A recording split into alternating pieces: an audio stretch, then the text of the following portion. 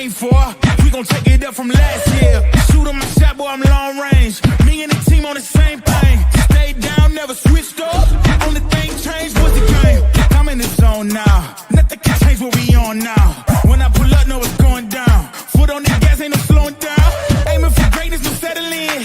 Kick down the doors, they won't let me in. Taking no else, yeah, I gotta win. Watch me kick down the doors, they won't let me in. Who running the game now? Foot on the gas, can slow down. No, my team, we holding it down.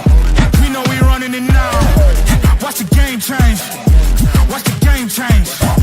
Watch the game change. Watch the game change, yeah.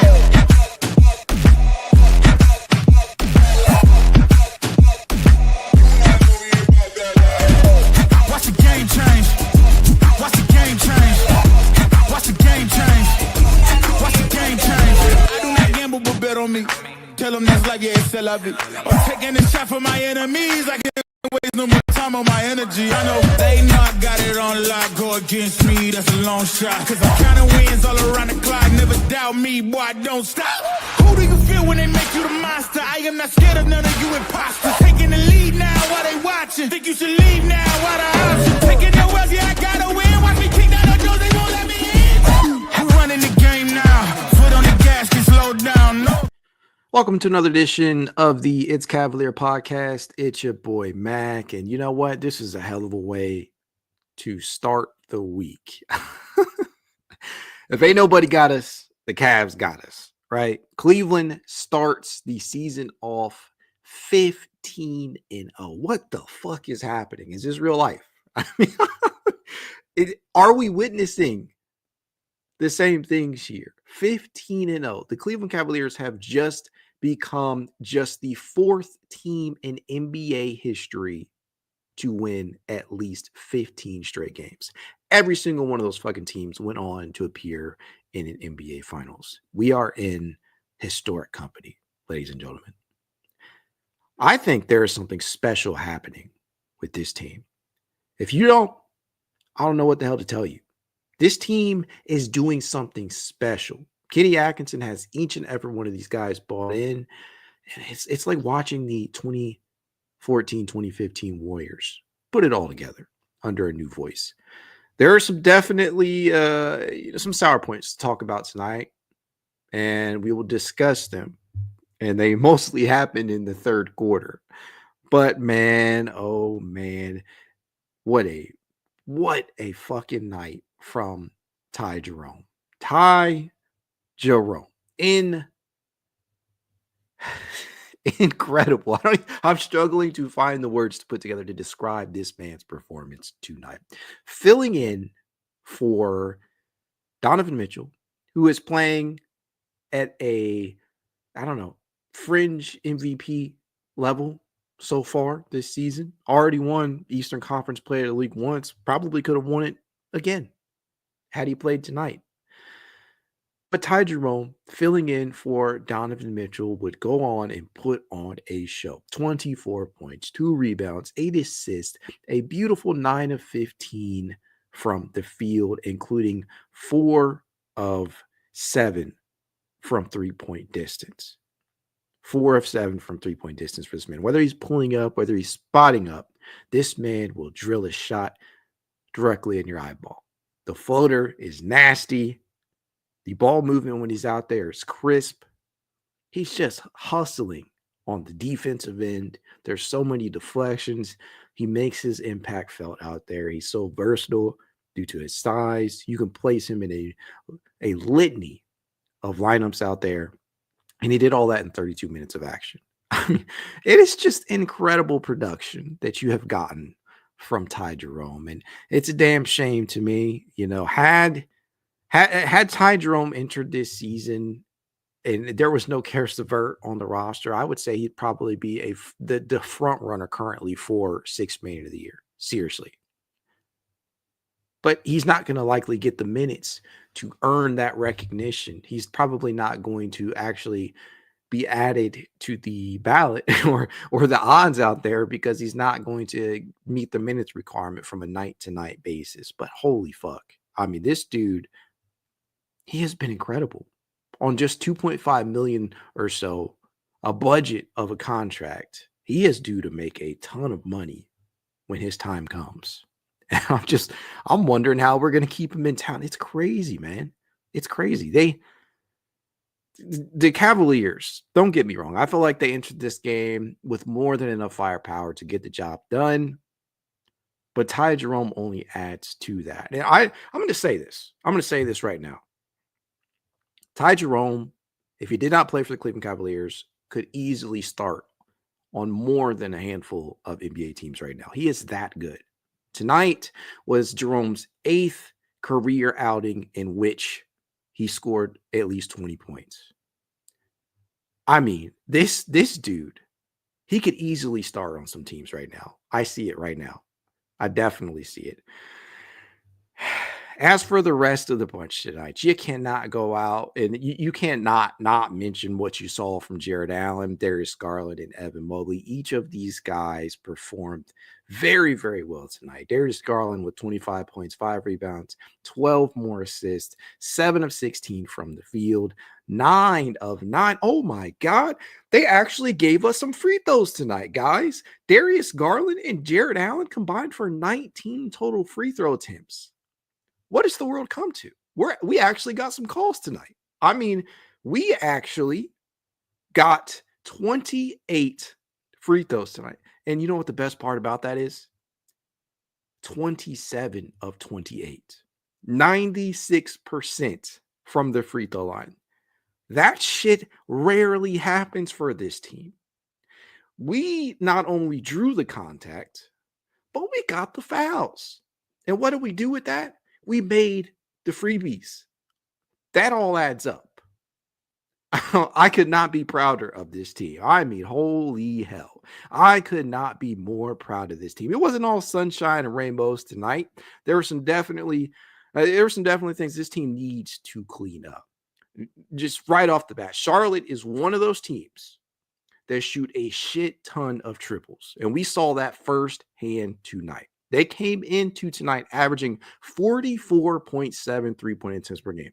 That ranks second in the NBA behind Boston's 51.1. They aren't necessarily efficient on most nights. They rank just 17th in three-point percentage at 35.1%. That's in the bottom half of the league. But they shoot enough to make you feel it. And tonight, they were uncharacteristically efficient. They took 52 attempts tonight from three-point distance, and they drilled 20 of those, 38%. They're also a very solid rebounded team as they pull down 46.8 rebounds per game. That's 5th in the NBA. And if there's one area that I think this Cavs team needs to dedicate themselves towards focusing on, there's actually 2, but the first one, it's rebounding. The Cavs allowed the Hornets to pull down way too many rebounds today, way too many on the offensive glass, because the Cavaliers did actually end up out-rebounding the Hornets in total 48-40. But the real key here is 17 offensive rebounds for Charlotte. What does that do? That is extra possessions. That's a dangerous thing. And that's not the only area that continues to plague this team. They're having some real serious trouble defending the three-point line. We've seen it these last couple of nights. Honestly, we've seen it all season. The Cavs actually entered tonight allowing teams to shoot 37.7% from three-point distance. That is the 4th highest percentage in the league. That is no bueno. That's not a good look. And don't get me wrong, sometimes I do legitimately feel like it's not for lack of trying. There have been some really good shots made against Cleveland at times in which defense was good enough to shut down an attempt, but sometimes a better shot was made. There are other moments in which the rotations are not there. Guys are failing to close out, and you're getting way too many open looks to the opposition. And for teams like Charlotte, an inability to end possessions via the defensive rebound and by defending the three-point line can result in one long night for your team, as they can easily shoot their way back into it. And that's kind of what happened tonight. I mean, I think they had a 40-point third quarter simply based upon that right there. It really got rough at certain points because more offensive rebounds equal more possessions. That is easily a backbreaker in most games. And to that point, again, Charlotte attempted 50 plus 52 triples tonight. They had 42 by the end of the third quarter. How often does that happen? I mean, the Cavaliers, they averaged just under 42 attempts per game, but you're talking about Charlotte who took 42 with 1 quarter left to go in the game. And so the additional offensive possessions that were generated by Charlotte pulling down those rebounds contributed heavily to that. And they teed off, right? They drilled 20. They were letting it fly. And we all knew this coming in. This was going to be another issue, similar to the way it had been against Chicago. It was brutal. And it really, really became frustrating at points. They ended up going on like an 8-0 run towards the end of that third quarter before Ty Jerome drew an and one. But then Miles Bridges drilled one to close out the third quarter. And I'm like, oh, here we go. That 13-point lead they had entering the half evaporated. It just shows you that 3-point shot is king, man. It just shows you that the 3-point shot is definitely king. And it definitely hurts. Definitely hurts. But the sheer fact they were able to overcome that by way of their own shooting and clutch plays down the stretch, it tells you, right? Because the Cavaliers, again, they did manage to pull down more rebounds overall, 48-40, but the offensive rebounds are really what determined the big swings in this game. The Cavaliers were very, very careless with the basketball at times, too. 20 turnovers tonight for this team to Charlotte's 9. We were very uncharacteristically, at least for this season, uncharacteristically careless with the basketball. Uncharacteristically careless with the basketball. And I think that is something that's not likely to happen game in and game out, as you're seeing some guys plug and play in certain positions where they're not used to, i.e. Ty Jerome being placed into the starting lineup. But Ty took it in stride and gave us a really wonderful performance tonight. But it just goes to show this Cavaliers team, despite some of these bad things occurring on a I want to say consistent basis, because I don't feel like this is the case every single game, but there are enough of these things to keep an eye on, to take note of, that could become concerning against a real legit contender like we're about to face on Tuesday. Woo. That Boston Celtics team, they take 50 plus threes, right? They take 50 plus threes per game. If you do not defend the 3-point line, they will shoot your eye out. So the Cavaliers got to shore that up. Outside of that, man, I have no other issues in regards to this game. I don't have too many issues outside of the rebounding, especially on the defensive glass for the Cavaliers in ending possessions and the 3-point shot. If they're able to do that, they'll be fine. And again, mind you, this is coming in a performance without their best player in Donovan Mitchell. Sam Merrill continues to be out, and Max Strus has not played this season. And you know what? We got some more bad news.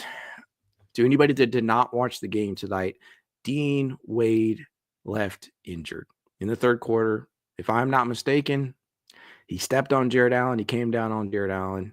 Just one of those plays. And apparently he has a sprained ankle. I don't know the severity of the injury. I haven't checked yet, but I know that he was ruled out for the remainder of the game up in that third quarter. And it was just brutal. And then Isaac Okoro, to top it off, also left. He did not return. That was probably another momentum swinging factor that aided Charlotte in kind of coming back in that third quarter where they put up 40 points.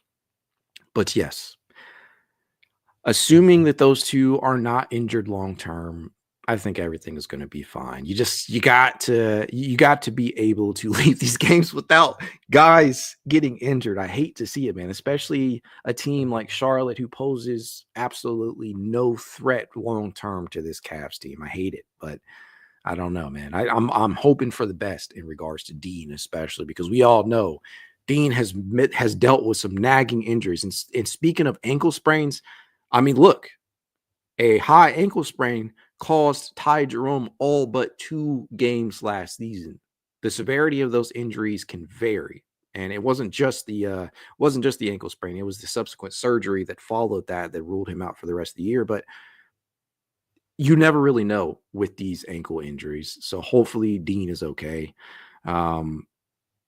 Those really are the only sour points right now. Those are the really only the turnovers, the rebounding, the injuries, and the 3-point. And that sounds like a lot, but these are things that I feel like are easily curable for the Cavs if they put in the work. Well, we'll see. Let's hop into the chat, shall we? Rob says, has to be hard not to look ahead to the mega fight in Beantown. It is, but I'm gonna tell you right now, we cannot get away with some of the things that we've been getting away with against Boston. Boston obviously has a worse record than Cleveland right now. We can probably lay claim to saying that we are the best team in the NBA, and y'all hear me say it all the live long day. I feel like we can beat anybody. I'm not afraid of anybody. But what I'm saying is that the things that we have been getting away with against these teams that are not so good in the Charlottes and the Chicagos of the world, we will not be able to get away with against the Bostons of the world. Again, you have to defend that 3-point line. The Cavaliers, again, enter tonight allowing the 4th highest percentage from beyond the arc. You have to defend that 3-point line. You got to do it. You got to do it. You got to get it on that glass. It's been an issue for the Cavs all season long. Some of it is fluky stuff, whether it be long rebounds or guys just not being in position, which can obviously be worked on. But at the end of the day, you're not going to be able to get away with that for too long against good teams, especially eventually in a playoff setting. They will make you pay for it. And then you got to control the ball, right? You cannot turn the ball over 20 plus times, which again, Cavaliers have actually been very judicious with the basketball this season. They are not turning the ball over nearly as much as they have been in years past. The Cavaliers as a team have been averaging just 12.9 turnovers per game as a team. That is the 7th best mark in the NBA. They rarely turn the ball over. But yeah, 20, not going to cut it against a team like Boston.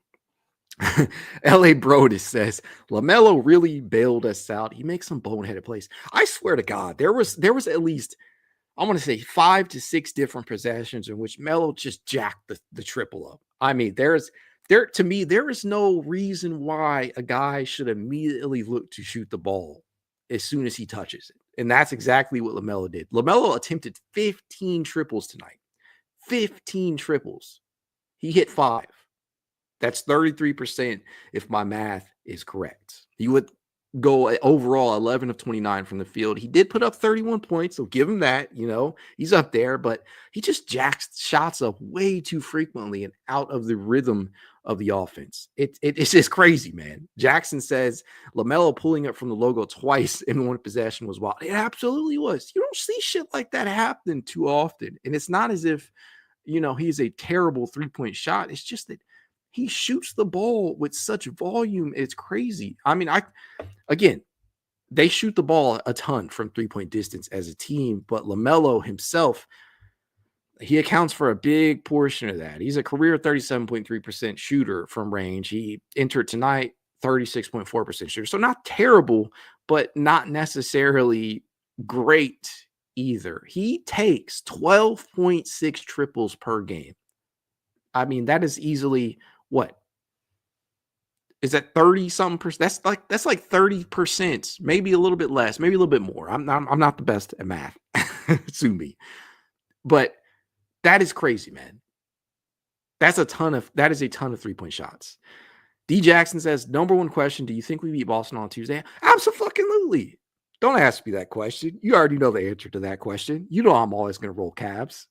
As much as people like to call me a homer, they have been doing that for the past couple of seasons, man. Yeah, I think the Cavaliers have what it takes to beat Boston. Now, again, if you do not defend the 3-point line, you turn the ball over and you don't rebound, you're toast against Boston. But I do believe Cleveland shores those things up. I think they take that matchup very seriously. And after that playoff series where we didn't have Jarrett Allen available, Donovan Mitchell left midway through the series, and Karis LeVert wasn't available for a game or two. Yeah, they'll be out for blood. They'll be ready to play. And it's not as if we're entering completely healthy, nor are they, but they'll be ready to play. And that was part of why we wanted to rest Donovan today, right? Get him ready for the real matchup. Get him ready for that real matchup in regards to Boston. Love it. Absolutely love it. Tom Lynch says, we beaten Boston. We beaten Boston in Boston. Let's fucking go. Absolutely. Derek Simmons says Celtics bringing Larry Bird out of retirement this Tuesday. Yeah, they might need him to beat Cleveland. Anthony, I guess 10 says out of the core four, who can and will make the all-star team? Right off the bat, I think Donovan and Darius. I think those two stand the biggest chance. I think that all four Cavs, depending upon how many games we win this season, could potentially make it in off the strength of voting. But if I was pressed on it, I think that we send no worse than two. And if I had to vote right now, I think that would be Darius and Donovan, two deservedly so candidates. And I believe they should start. Darius has been phenomenal this season.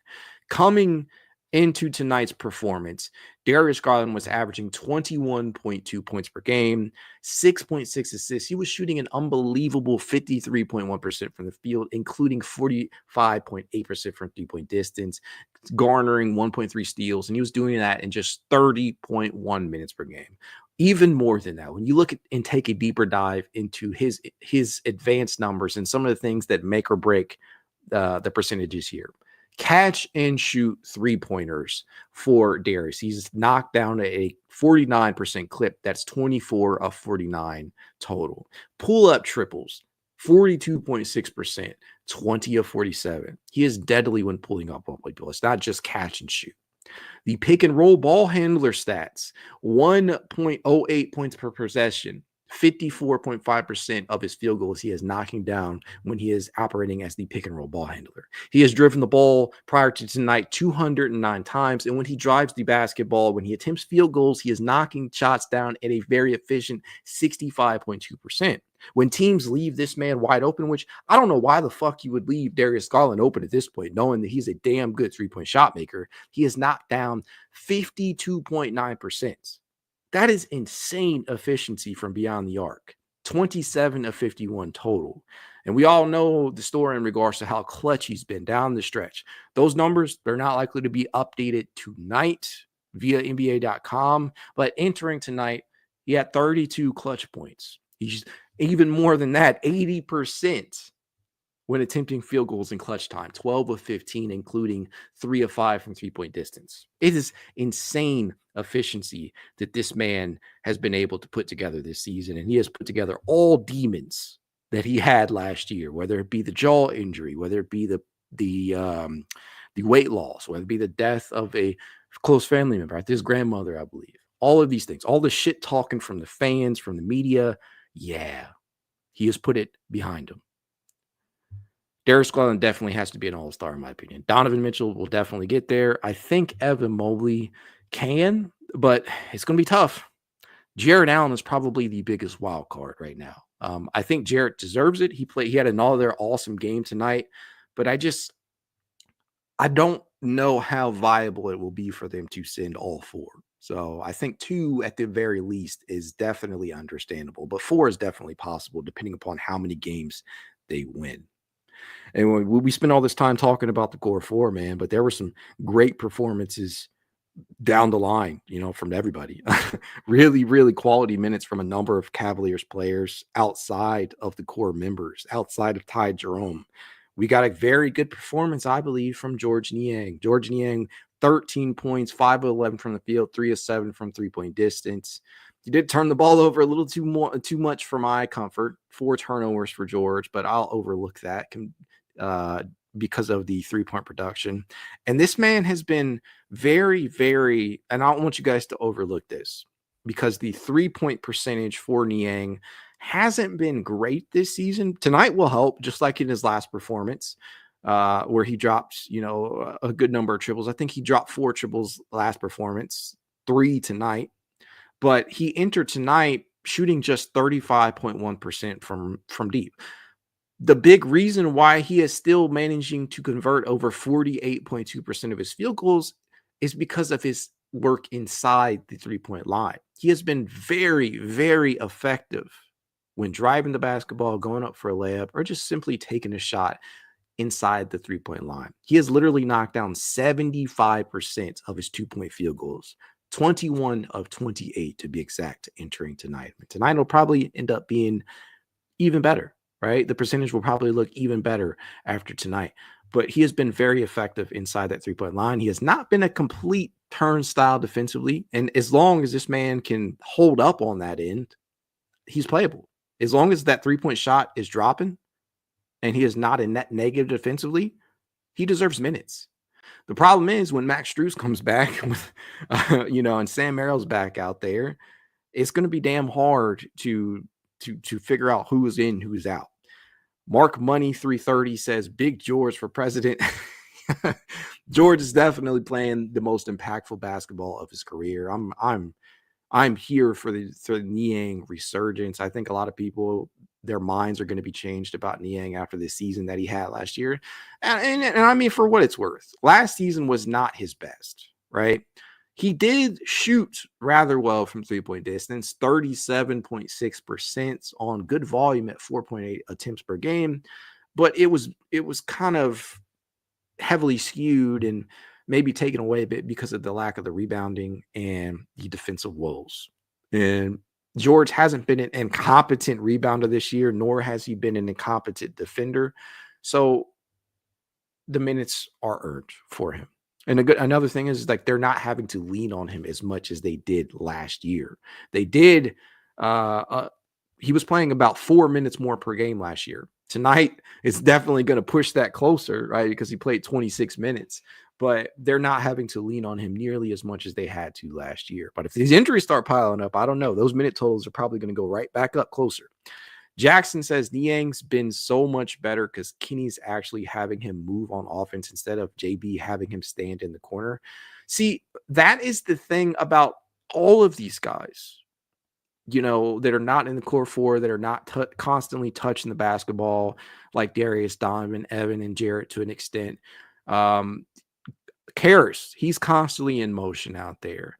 Isaac has constantly been in motion. He's not standing around in corners like he would continuously be over the last couple of seasons with JB Bickerstaff at the helm. Niang, Wade, all of them are moving the ball. All of them are moving off the ball. And all of that has led to the Cavaliers having a very productive bench. Simple as that. Kenny Atkinson has to be, by a wide margin, has to be, in my opinion, the front runner for Coach of the Year for the production that he has managed to get out of these Cavaliers. Guess what? The Cavaliers have now gone 15 games without dipping below 100 points. This was their 15th game in a row that these motherfuckers have scored 100 plus. What did I say when the season started? I said, these guys will be the second team, because there's only been one team, the Denver Nuggets, to score 100 points in every single game. That was in the 80s, the early 80s.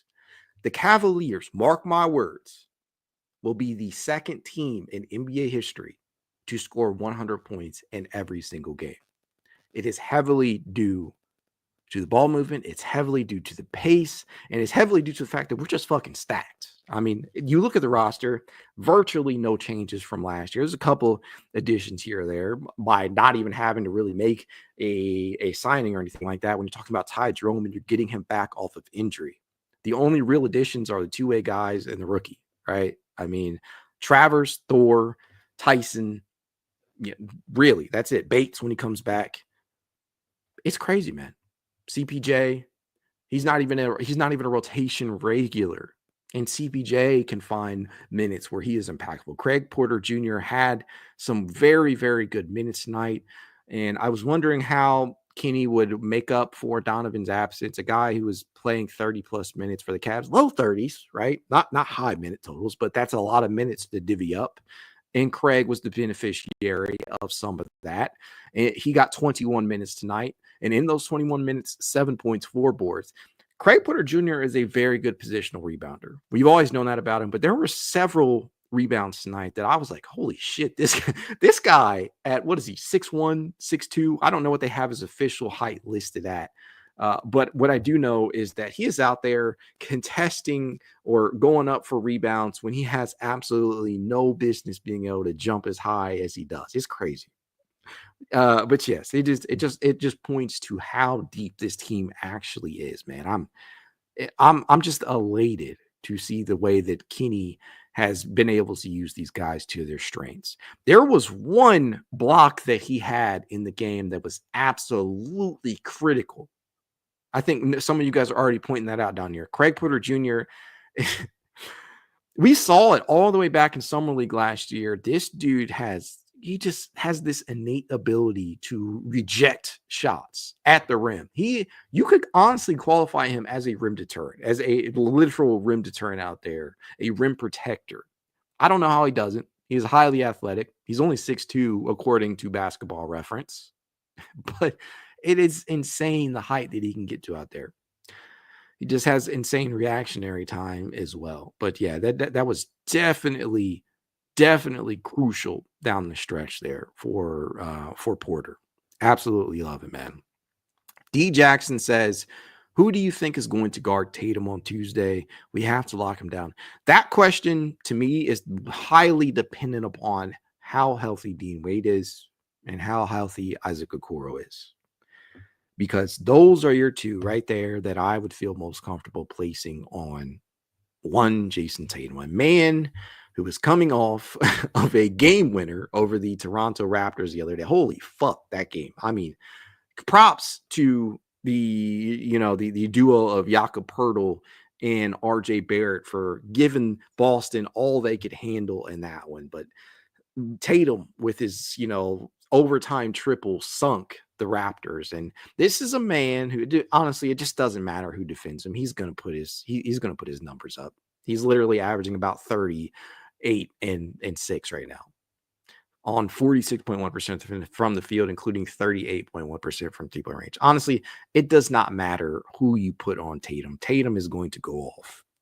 There are some guys out there that can make life a little bit more difficult on him, but it doesn't really matter who you place on him, whether that be Okoro, Wade, and if you want to go the Mobley route, I suppose you could do that. But Boston, what makes them so damn dangerous is their ability to play 5 out. And it is something that has been very, very difficult to get around for a number of seasons now for them, especially after they added KP, Kristaps Porzingis, who, had he been healthy for the duration of the season last year, probably would have been to an All-Star game. And the thing about KP is that he hasn't even played this season yet. But he's coming off a year in which he averaged 20 points, 7.2 rebounds, and he drilled 37.5% of his triples. And in his place, right, they have the ability to trot Al Horford out there. Peyton Pritchard has gone absolutely ballistic, absolutely bonkers from three-point distance. If there's anybody that can challenge Ty Jerome for Sixth Man of the Year honors, it's Peyton Pritchard. Because Peyton, you got to, with all due respect to Ty, Peyton has been on another level this year. 15.5 points for them in 28.2 minutes of action. He is shooting 41.9% from three-point distance on 8.9 attempts per game. It's not low volume. He is literally dropping, I want to say 3.7 triples per game. Absolutely insane. Again, much love to Ty, but Peyton Pritchard, in all likelihood, if we're being real, is likely going to be the front runner for that award. And Karis LeVert deserves props too, although this wasn't the best Karis game. There were numerous shots, especially from the three-point line, where I'm like, Karis, what the fuck, man? You've been so damn efficient from three-point range this season.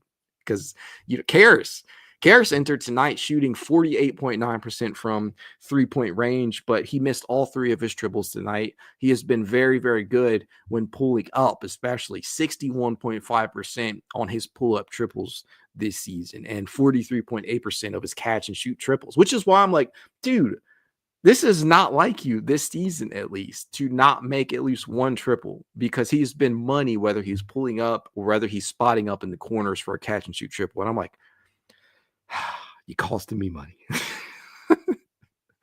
But yeah, in regards to the Celtics, I think people being worried about Peyton Pritchard is definitely a valid thing, because especially if Wade and Okoro are not ready to go, then it's crazy. It is crazy. Derek Simmons says, anyone saying anything negative about the Cavs completely loses credibility. All I can say is that there are At 15-0, there are hardly things that you can nitpick about, but there are definitely areas to improve in. Derek, I don't know how long you've been listening to the live stream, but the inability to defend the three-point line, that is definitely something that has bitten the Cavs in the ass this season already, especially against some inferior opponents, quote unquote. The Cavaliers enter tonight allowing teams to shoot the fourth highest percentage in the entire NBA from beyond the arc. That is not something to be proud of. So that's not necessarily something that is bad to point out. It's something that they need to clean up. Rebounding has definitely been an issue as well. But anybody who is showing serious negativity saying this Cavaliers team ain't done shit yet, yeah, I definitely take offense to that. But I believe it's still okay to criticize where it need be. Tom Lynch says, Stephen A says he needs to see 60 games. So I am not a mathematician, but 15 games out of 82 is 18 point, let's say 18.3%. Let's round up. That is basically a fifth of the season. That is enough of a sample size to me to say, okay, what we're seeing right now is legit. I think that much of these things can definitely carry over. And I think that the biggest things to me that can carry over, the ball movement, the way the team is operating offensively, right? The side to side, guys not standing around in corners, that can definitely carry over. The shot, it might come and go because the Cavaliers, they have rarely had games in which they have not shot in above 40% from 3-point range. But even if they just end up falling off a cliff from 3-point distance, the looks that they are getting are what to me matters the most. They've been able to generate a ton of open looks. Definitely been able to generate a ton of open looks. And it's not just tonight. Because there were definitely some shots tonight where I'm like, man, I don't know how can he scheme that one up, but holy hell, they've been managing to shoot very, very efficiently, and they've taken the shot and made the shot a very high clip. So, yeah, I think a lot of things that they do can carry over to a postseason setting. Cameron Wyatt, sorry if I mispronounced that, says, I feel like the Cavs are probably the best matchup in the league for the Celtics. 3-point defense is concerning, though. It's unfortunate they're in the same conference. Finals matchup would be crazy. I'll tell you, man, that would definitely go hard. I think that there's a path for them to meet in conference finals, but the one finals matchup that I would love to see that is possible is OKC versus Cleveland. That, to me, would be money. I mean, who doesn't want to see that? Y'all tell me. I would love to see that. It would either be them or Cleveland versus LA, LeBron versus Cleveland in the finals. Who wouldn't want to see that? Those are two matchups in the finals that I would definitely want to see. But I want to get ahead of myself. I don't want to get ahead of myself.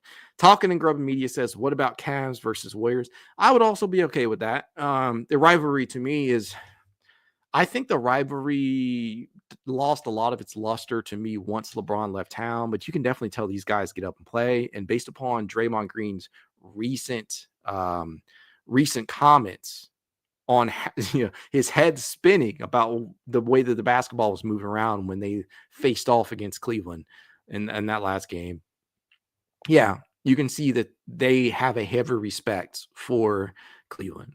But many of the players that took part in those finals runs aren't on the roster anymore. Like, Klay Thompson is not there anymore.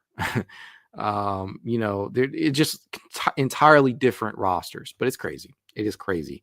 Cleveland Cavaliers says Cavs got to really be on their P's and Q's for Boston come Tuesday. They absolutely do. They absolutely do. They have to be able to defend that 3-point line. They have to be able to go out and rebound because, like I said, Boston, they take a shit ton of threes. They literally attempt about 51.1 3-point attempts per game, and they're shooting at a 37% clip. That is 10th best in the league. If you're taking that many threes and you're making that many threes, you can swing the game at the drop of a hat. It's a key reason why they're second in the league behind Cleveland in total points per game at 121.6 entering tonight. So they'll definitely get you there. And the one area where where they still technically have an advantage over Cleveland is on the rebounding, on the boards, right? Boston pulls down 42.8 rebounds per game to Cleveland's 41.7. And for those of you who don't know, Cleveland ranks 25th in the league in overall rebounding. I keep saying it, and I keep saying it because it's a huge problem. So hopefully they shore that up. Derek Simmons says, Donovan is the happiest superstar in the league right now. He's in basketball heaven. I mean, for everybody, all those media pundits and fans and other teams, anonymous executives, because we keep seeing these reports out here that make up new shit every day about why the Cavaliers won't work. But we continuously saw people question whether or not Donovan Mitchell actually wanted to remain in Cleveland. You know what? He proved that he wanted to be here for the long haul. Kobe Altman and company were able to sell him on the vision moving forward. And by golly, it's working.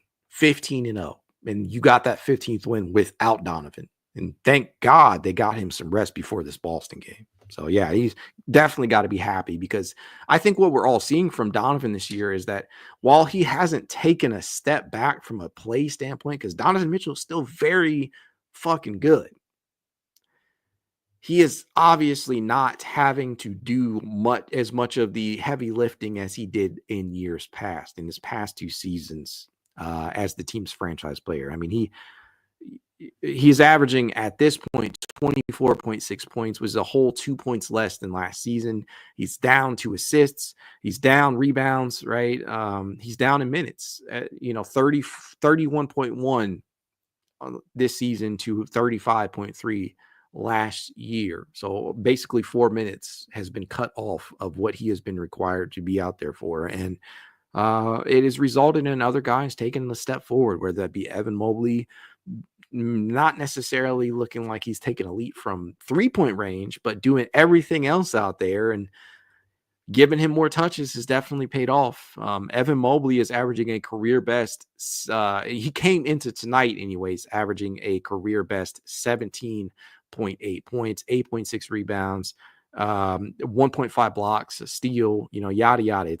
It goes up and down. 55.8% from the field, 33.3% from 3-point distance for him. And the volume, the one thing that everybody was wondering how much that would change with Kenny Atkinson at the helm.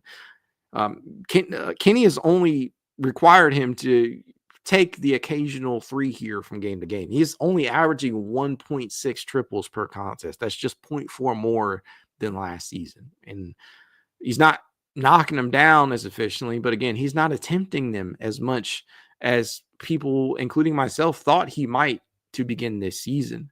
But what's been more impactful is his work around the rim.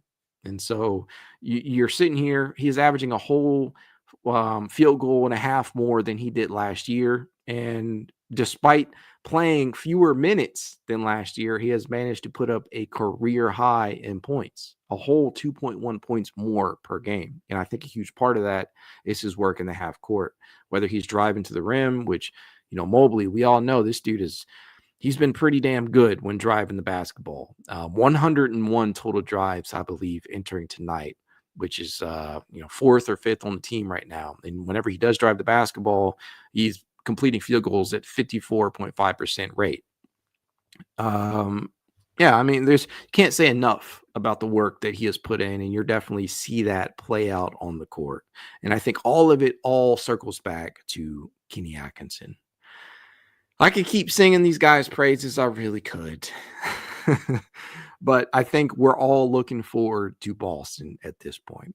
Props to the Charlotte Hornets for giving the Cavaliers another tough battle, the same way that Chicago did. But we all know who the real competition in the Eastern Conference is. It's Cleveland, Boston, and then everybody else. And so Tuesday will be a movie. I cannot wait to watch that one. I'll be going live after Tuesday's game with Carter Rodriguez on the Chasedown. I'll probably stream concurrently, but yeah, I don't know if I'll be going live after that game on this podcast, but I definitely know I'll be on the Chasedown. But we'll see. We will definitely see. Cameron Wyand says, this team just feels different. I could not agree more. I saw somebody make a comparison to the 2008-2009 Cavaliers, and although that team did not start off the season winning 15 plus games, the vibes were very similar in feeling like this team could do anything. And that is exactly what we have seen from them this year. The shooting has been out of this world. The defense at various points, and especially when it counts, right? As much as we like to harp on 3-point or perimeter defense as a whole, the Cavaliers have shown up and made the big plays when it counts. That's definitely standing out. The ball movement has been crisp, and then the bench utilization has been phenomenal this year. You're getting to see everybody contribute in some form or fashion, and I think you can't heap enough praise on Kenny Atkinson. It's crazy, man. Absolutely crazy. And I think that's a great place to leave it at.